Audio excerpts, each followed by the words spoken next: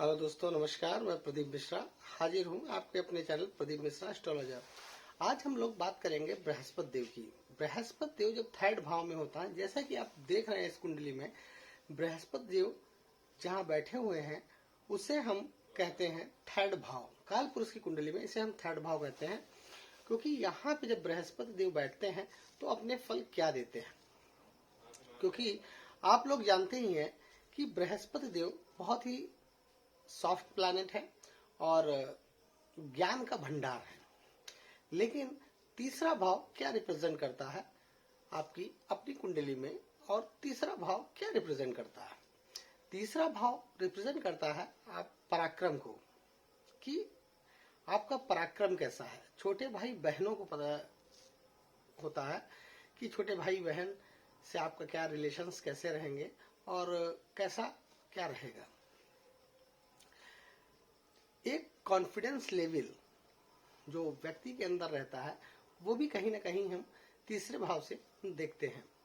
अब जहां पे बृहस्पति देव तीसरे भाव में यहाँ पे बैठेंगे तो तीसरे भाव के साथ साथ यहाँ जब बैठेंगे तो उनकी दृष्टियां, बृहस्पति देव की 3 दृष्टियां होती हैं, 5वीं, 7वीं और 9वीं। तो यहाँ से जब उनकी 5वीं दृष्टि पड़ेगी तो सप्तम भाव पे पड़ेगी, और जब उनकी 7वीं दृष्टि पड़ेगी तो यहाँ से आपके भाग्य भाव पे पड़ेगी, और नवम भाव, जिसे भाग्य भाव कहते हैं, नवम भाव कहते हैं, और जो उनकी 9वीं दृष्टि पड़ेगी वो आपके आय भाव पे पड़ेगी।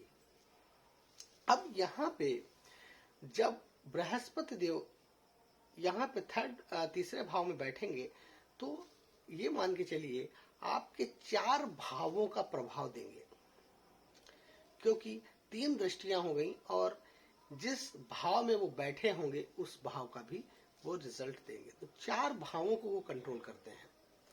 अब यहाँ पे बृहस्पति, सीधी सी बात है, जो जातक होता है, जातक को थोड़ा सा कंजूस बना देते हैं, सेल्फिश बना देते हैं।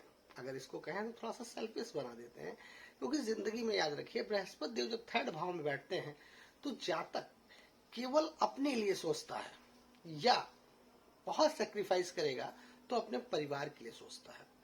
वो किसी थर्ड पर्सन से मतलब नहीं रखता कि वो क्या कर रहा है, और उसके ऊपर कोई भी पैसा फालतू खर्च नहीं कर सकता या किसी को 1 रुपया दे नहीं सकता। केवल वो अपने लिए ही सोचता है। ऐसे जातकों को यह भी देखा गया है कि इनके छोटे भाई बहन प्रायः बहुत कम मिलते हैं, क्योंकि ये परिवार में खुद ही बड़े होते हैं और छोटे भाई बहनों का अभाव रहता है। बृहस्पति देव जब यहाँ पे बैठेंगे तो व्यक्ति को, जो मैंने बताया कि कंजूस का मतलब पैसा उसको केवल वहीं इन्वेस्ट करना है कि जहां पे उसको उससे प्रॉफिट हो, और ऐसे जातक उन्हीं लोगों से संबंध बनाते हैं जिनसे उनको कुछ फायदा होता है, नहीं तो ये फालतू संबंध भी किसी से नहीं बनाते। क्योंकि अगर ऐसे जातकों को कहीं से कोई लाभ मिल रहा है तभी वो अपने संबंध बनाते हैं, रिलेशनशिप मेंटेन करते हैं, नहीं तो वो किसी से अपने कोई संबंध इतना रिलेशनशिप बनाने में कोई विश्वास नहीं करते। उनको संबंध जब तभी बनाएंगे जब ये देखेंगे कि उस व्यक्ति से इनको कहीं ना कहीं कुछ लाभ है। क्योंकि आज की जिंदगी में, वैसे इसे बुरा भी नहीं कहेंगे, क्योंकि आज कल यही चल रहा है, जिसको जहां से लाभ है वो वहीं से संबंध बनाता है, अन्यथा वो नहीं बनाता। अब यहां से बात करें तो अगर उनके शिक्षा की बात करें यहाँ पे, तो बृहस्पति देव यहाँ पे बैठ के व्यक्ति को शिक्षा में कोई प्रॉब्लम नहीं पहुंचाते, लेकिन स्टार्टिंग में थोड़ी सी कठिनाइयां होती हैं, लेकिन जिंदगी में वो अपनी थोड़ा सा स्ट्रगल करके जिंदगी में अपनी पढ़ाई को बहुत अच्छे से कंप्लीट करते हैं और जातक अच्छी पद पर भी पहुंचते हैं। यहाँ पे एक चीज और देखा गया है, जातक बहुत कॉन्फिडेंट रहता है, क्योंकि कॉन्फिडेंस से, जैसे मैंने अभी आपको पहले ही बताया कि कंजूस होते हैं, तो रीजन क्या है, और उन्हीं से रिलेशनशिप करते हैं जहां से उनको पैसा दिखता है। तो वही बता रहे हैं कि ये उन व्यक्तियों से संबंध नहीं बनाते जिनसे लाभ नहीं, क्योंकि ये जानते हैं कि मेरे पास उनके पास कॉन्फिडेंस होता है तो मैं कुछ ना कुछ अपने आप को मेंटेन कर लूंगा। अब बात करते हैं कि जब उनकी पांचवी दृष्टि सप्तम भाव में पड़ती है तो फिर मैं यहीं पे एक बात और कहूंगा, जीवन साथी भी वो कहीं ना कहीं ऐसा ही चूज करते हैं कि जो उन्हीं की तरह हो।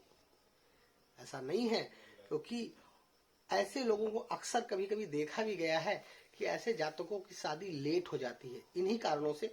क्योंकि कारण क्या है कि ये वैसा ही जीवन साथी पसंद करते हैं जो उनके टाइप का हो, फालतू पैसे इन्वेस्ट ना करता हो और उनकी बात को मानता हो।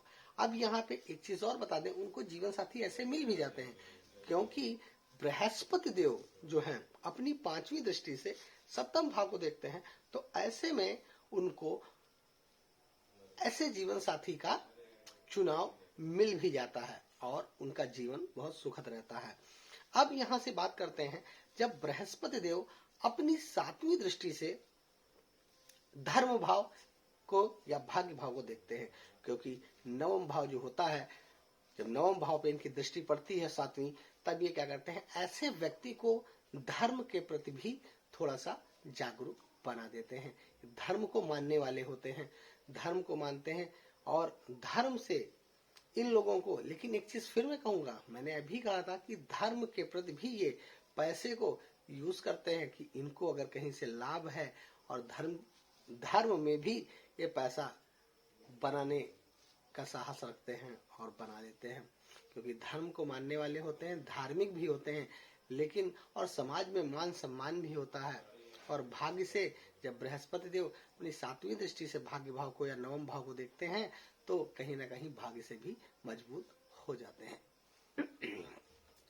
अब यहां से अगर हम देखते हैं कि जब उनकी नवीं दृष्टि आय भाव पे पड़ती है, तो आय भाव, और वहां पे क्या होता है, इनके बड़े भाई बहनों का भी घर होता है, इच्छा पूर्ति का घर होता है।